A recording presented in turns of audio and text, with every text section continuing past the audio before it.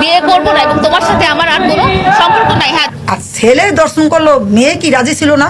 আমি যদি কারোর সাথে রাজি না থাকি, আমার কি আরেকজনে নিতে পারবো? বন্ধুরা, জামাই বড় দর্শন করছে, জামাই বড় দর্শন করছে বোকাচোদা কয় কি এর জন্য বউ জামাইয়ের নামে মামলা দিয়েছে।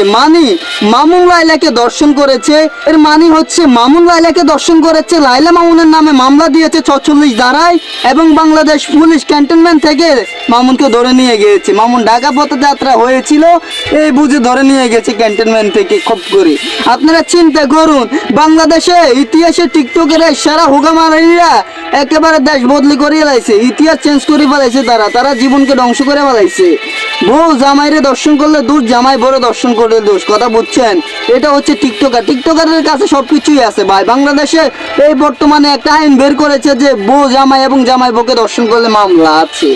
তবে এটা ভাইরাল হয়েছে কিছুদিনের মধ্যে, 2 দিনের মাথায় প্রায় লক্ষ অধিক মানুষ দেখে ফেলেছে ভিডিওটি দেখার পরে আমার মস্তিষ্কে ধারণা দেয় যে আমাদের দেশের মানুষগুলা কি বোকা রাজ্যে বসবাস করার মতো ভুল করতেছে। কি করতেছে তারা কি ভিডিওগুলো অ্যাকসেপ্ট করতেছে, কি ভিডিও নিয়ে সমালোচনা করতেছে তারা, আমি চিন্তা করি ইমান আলী কুল পাইতেছি না ভাই।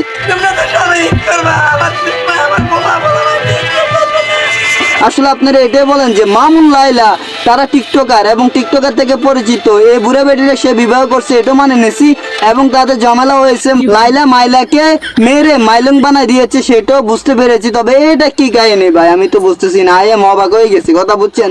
তো ভিডিওটা আসলে ফানি কন্টেন্ট তৈরি করেছি মামুন লাইলা ও লাইলা মামুনকে নিয়ে, মজনু শরীফ ফরাদকে নিয়ে।